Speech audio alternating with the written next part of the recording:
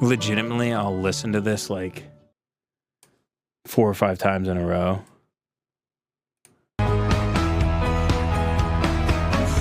I don't know why. I watched this like a few years ago. Showed up on my X or something, or my Twitter, whatever it was at the time. And I couldn't believe how good it was. The way he hits these notes.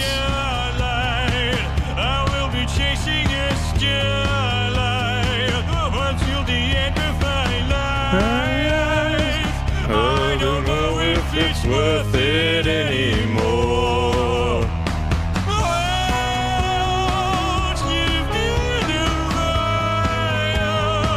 I just wanted to hold you in my arms. My life, you electrify my life. Let's conspire to ignite all the souls that would die just to feel alive. No, I'll never let you go. If you promise not to fade away, never fade away. Our hopes and expectations. I've never been able to find a full version of it, or if it exists. But I can't even listen to the original by Muse. Try listen to anything by them. Remember that Supermassive Black Hole, and then that other catchy one from like 2014. The one where it's like mad mad. Try listening to that. You can't. You just want Homer to do the greatest hits of Muse. Muse is dead to me now, actually, because of Homer Simpson AI. That's how powerful AI really is. You guys are photoshopping my dad too much. You guys got to dial it back a little bit. I'm aware there's many articles of my dad because he is technically a public person because he won a state championship and everything, but let's rein. My dad can only. How many photos can you Photoshop of my dad lynching George Floyd before there's enough? I think we've had enough of them. Okay, let's go back to show notes here. Yeah, Jack, you can choose the song next time we have a break. If we do have another break, I'm locked in right now. Fuck, should I get Bell? Might get Bell.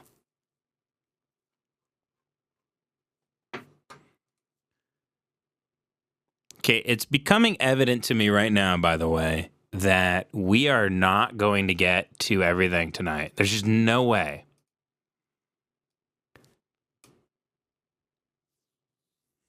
I don't feel like talking about him, so we're just going to briefly cover this, but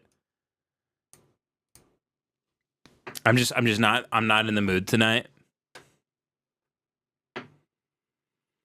Why can't I get Bell? Why can't I get Bell? I haven't had food. I'm hungry, but I'm starving. Hub's life left his job. He's acting like he's going to get another 9 to 5, but there's no way in hell he is. No way. It's another fake. Yep. He goes, yep, you've read that right. He's leaving his 9 to 5. Today marks the end of an era. What if he's like, today marks the end of an era, and then he gets in the elevator and lets the doors close on his head, and it rips it off of his body. The text says, "That's right, I'm killing myself." He goes, today marks the end of an era. He walks into the office with a loaded gun and starts open firing. He goes postal. He locks the doors from the outside. He sets his boss's corner office on fire, and he pulls out an AR-15. It looks like the scene from Todd Solondz's Happiness. He's just like walking, like when the pedophile's walking through the park with the M16.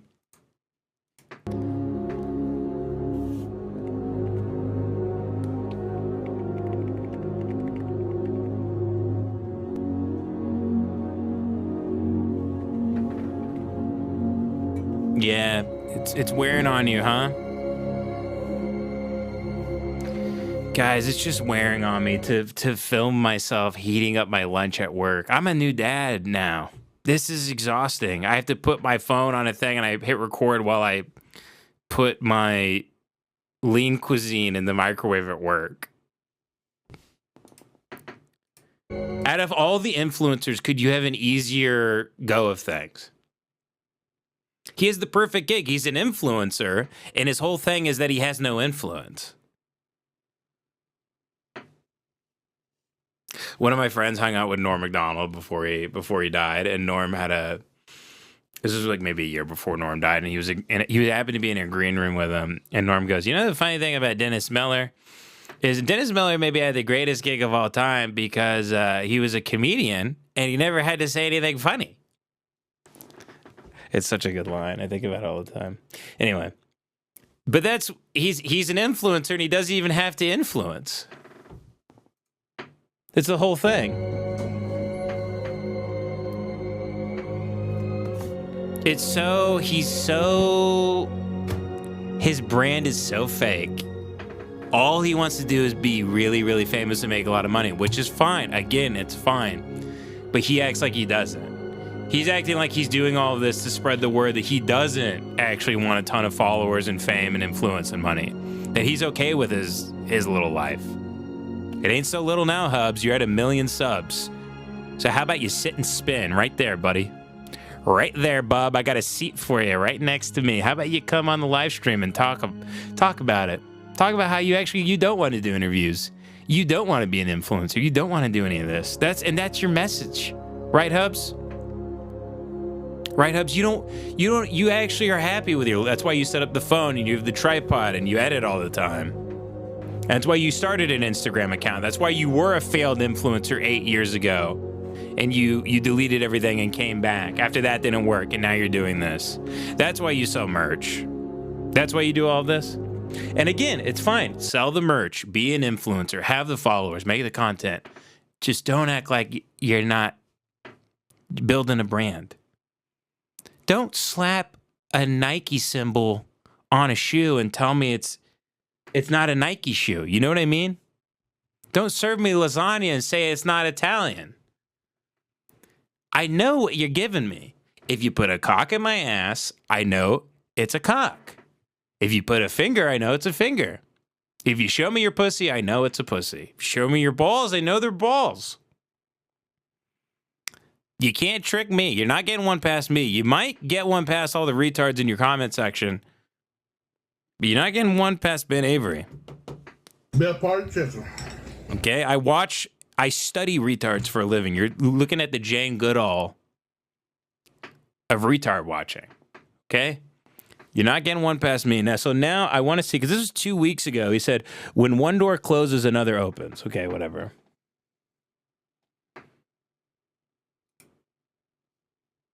So let's see, what is the content now? By the way, 1 million followers. And you can thank the barstoolification of everything. You can thank Dave Portnoy for making this stuff popular. Day in the life, new dad with... Oh, he did? I want to apologize. I really, really would like to apologize to Hub's Life right now. He did get a new 9 to 5. Mud Puppy, you've seen his side profile. Stop acting like you want to fuck him.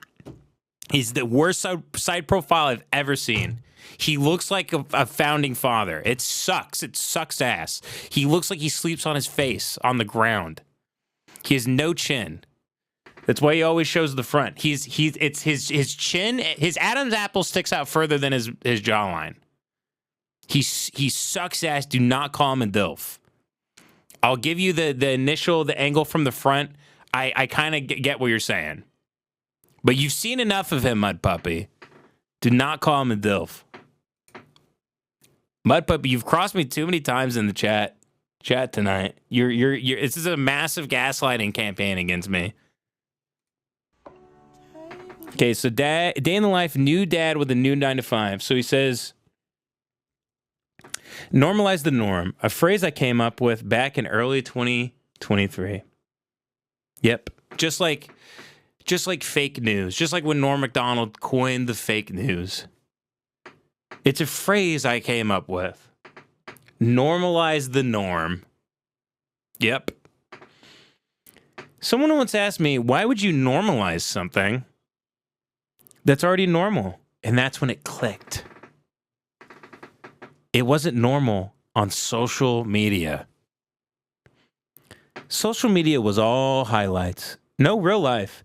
It painted a false picture of success, one that made people feel like a normal life wasn't good enough. So I made it my goal to change that. Yeah, you heard that right. That's what he does it for. He wanted to change that so people stopped feeling lesser than, right? To show that you too can. This is what comedians love to do this too, where all of a sudden, like a comic is like such an egomaniac usually, who like will fuck over their friends and family to get ahead. They'll do anything to get one more opportunity, to get one more headlining gig at Side Splitters. They'll do anything. They'll set their mom's house on fire to get for it. And then you hear them on a podcast one day and they'll start talking about how they're like a service dog. And the reason why they do it is to make other people happy and make people smile and stuff. It's just fucking so full of shit. I sometimes I wonder, why I do it. And I look out at the people are so happy and it gives them a night where they don't have to think about anything, and they get a break from their lives, which I imagine are so horrible. Because could you imagine a life as a person who goes to a comedy show, has kids and a job? Whoa, they must be so miserable and depressed and sad, because that's how I was before I became famous, and I'm not, in fact, more miserable, more sad.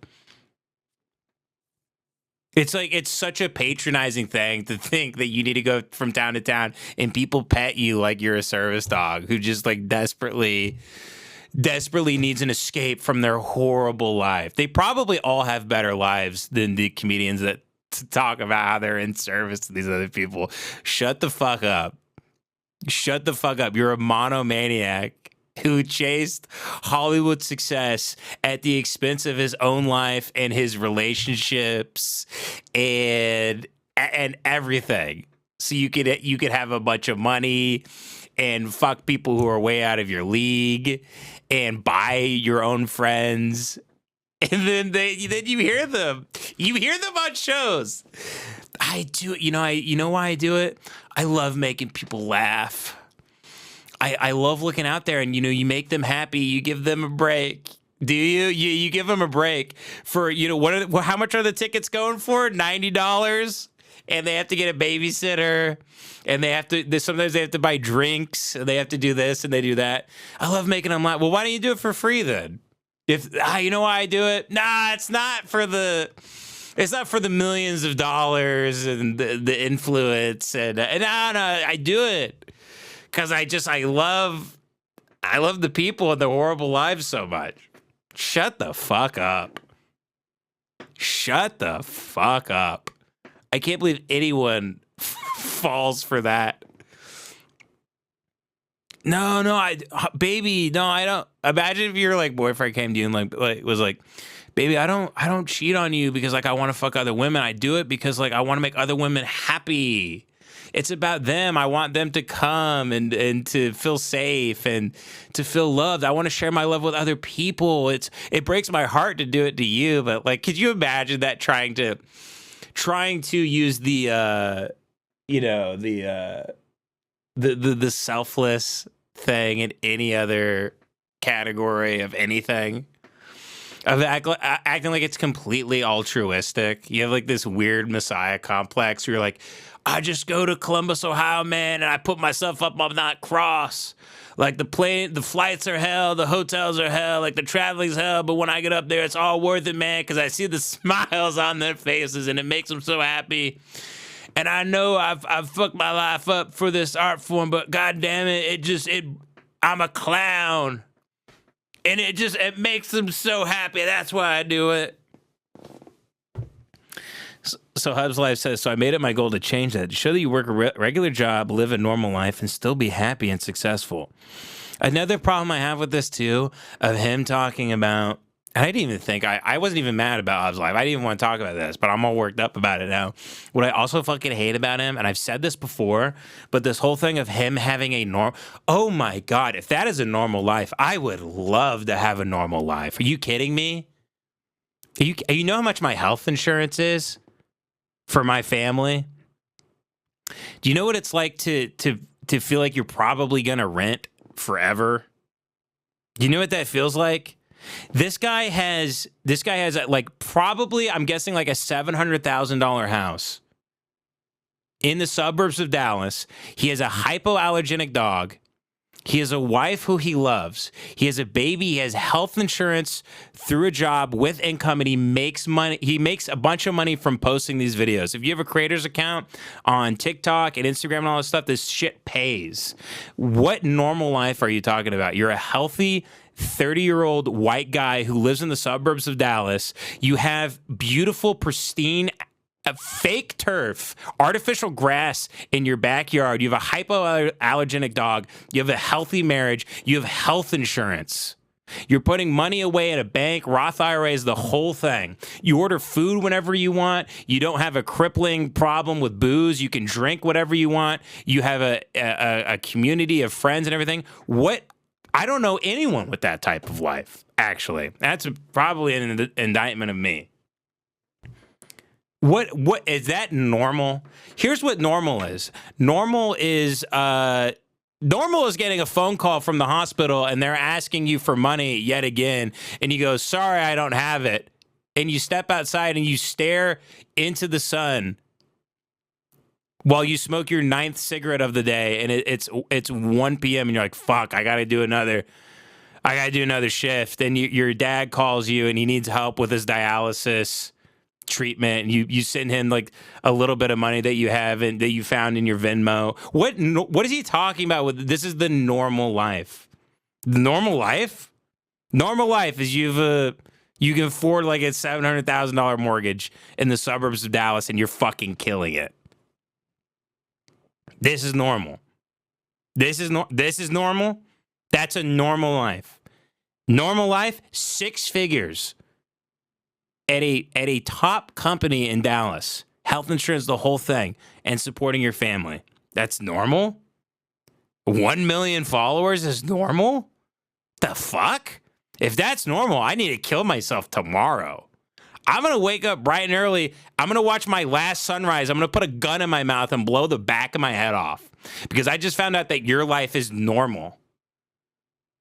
Shit, I thought my life was normal. Fuck, man. I didn't know that. I better kill myself immediately. Good thing that a guy in Bangladesh or something who's sucking sand and eating squids out of the sewer, he gets a Wi-Fi connection, during solstice when the Earth is closest to some satellite that Elon shot into space, and he can download a connection and he watches Hub's Life videos and knows what it's like to be normal. And he goes, "Oh, thank you, my friend, thank you. Now I know what it's like to be normal, my friend. Being normal is having assets upwards of $1 million and owning 2 cars and."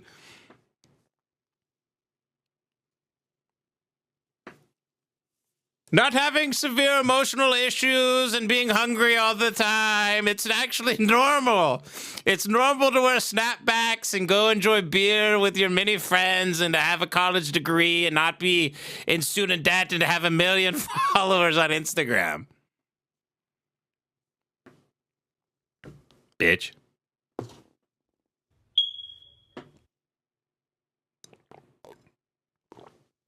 Fucking normal. Fucking normal. Fast forward. Go look. Just type it in. Type in a median household income in your city, and see how close it is to this guy's life. Fast forward today, and this community has grown to nearly 3 million people across platforms. Normal. Life looks different than it did 2 years ago. What the fuck? The hell? Why is it doing that? Guess I'm not normal. And it all started by simply showing up and sharing my normal. If there's one thing I've learned, it's that consistency is the key to success. Keep doing the right things day after day, and eventually something will go your way. Man, he is profound. I'm here to remind you to always appreciate what you have while you chase after what you want. Okay, so there, you kind of shoehorned it in there. So he's a rise and grind guy who's, grateful for the opportunity to build an empire, I guess. Is this his new job? What's his new job? For a new kind of... Whoa. I think he said new kind of 9 to 5? Is he going to say his new 9 to 5 is being a dad? I can't hear this music. It'll probably get copyrighted anywhere. My dream has always been to do video full time. I tried it years ago for a small business and realized I didn't like making videos for someone else. So I went back to the 9 to 5 and I started making videos for myself on this account. And now, thanks to all 3 million of you, I'm able to live my dream and provide for my growing family. I always enjoyed my 9 to 5 and wait, is this like a WeWork thing? Does he like rent out some sort of space and make videos for his Instagram? Is that what he's saying the 9 to 5 is? Is he renting out an office space and editing videos for his Instagram? Is that what he's telling us he's doing right now?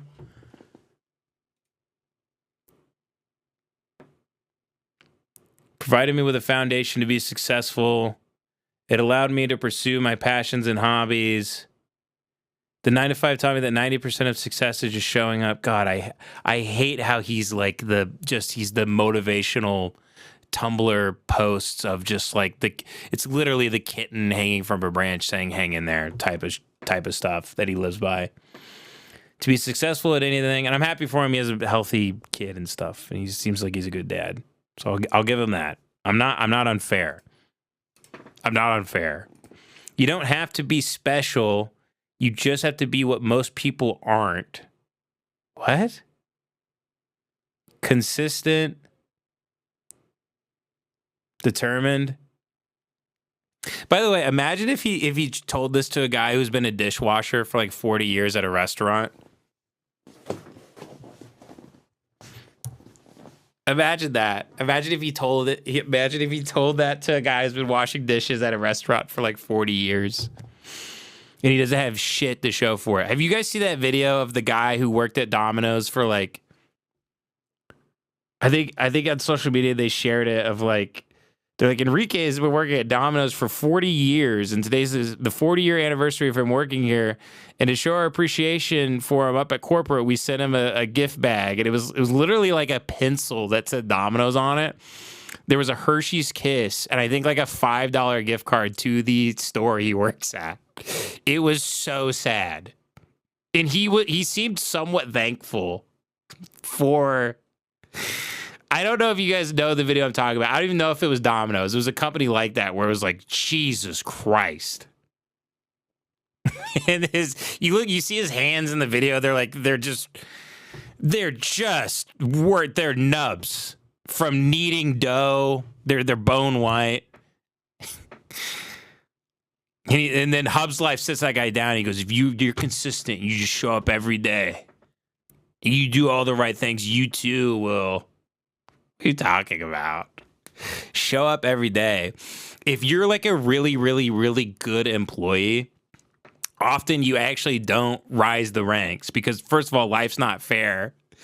And if you're really good at like doing grunt work and shit like that, like work that's the bottom level of whatever company or whatever you want to do, people will be like, holy shit, he's doing tons of grunt work shit. Keep him there. I saw guys who were PAs on film shoots that were busting their ass all day, and they're still PAs because people go, "Jesus, he's a good PA. He runs, gets water, charges the walkies, runs here. He always shows up. He's there first. He's first on call. He's always there." And they go, "Keep him. Holy shit, we need him."